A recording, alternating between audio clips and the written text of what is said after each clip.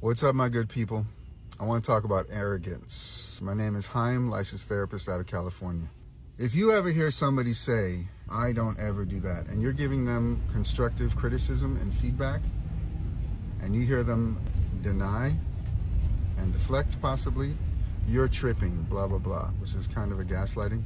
One of the things you can say, is it hypothetically possible that what I'm saying is right? You can also ask someone, have you ever gotten this feedback before? You can also recognize that not everyone is ready to hear your feedback. Today I was working in a CEO's office after we did 10 minutes of yoga, and I gave him very strong feedback about what we're going to be working on next year, primarily his shadow and that he intimidates people. He did not take that very well, and he fought me and told me he was insulted, this, that, and the other thing. And I said, how do you think people respond when they see your name come up on their cell phone? And he got very defensive and very angry. And about 20 minutes later, he said, man, he got very tired because he was activated, and emotions can be very draining with all the hormonal process. And I know that, so I just waited it out, let him rage at me.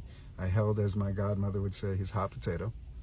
So I was holding his hot potato. He was angry, angry, angry. He's crapping on me, and I'm just like, all right, go ahead. Because that's part of my job, is hold space for people's reactions. And it's understandable. But by the end, partly why I love working with this guy is he was like, sounds like we got some work to do. Because I wasn't aware of that. That people see my name pop up on the phone and they get intimidated and they get anxious. And I was like, I've told you that before. You just weren't ready to hear me. And he was like, yeah, that's true. You have told me that before. Sometimes we have to let people have their emotional reactions, because usually our emotional reactions are what we call automatic thoughts and automatic behaviors. They're maladaptive and sometimes adaptive, because we've made it this far and we've survived, so they've served the purpose. But those adaptive behaviors, or maladaptive, at a certain point in our life, be it denial, defensiveness, deflection, attacking, whatever it is, however we have learned to protect our fragile egos, as we say. What I like to see is that when people actually have really strong, vibrant egos and they're able to hold feedback, they're confident. It depends how you define ego here. I'm defining it the old school way. Strong, clear, self-aware, growing, humble egos are good things. My personal opinion. I'm using the more classic Freudian definition of ego, not the new school, new age, oh, get rid of your ego. Yeah, right. I totally disagree with that, by the way. That's another conversation. We have to learn how to utilize our egos, and we also have to learn how to communicate with other people's. So when we give someone feedback that's maybe hard for them to take, they may have a reaction.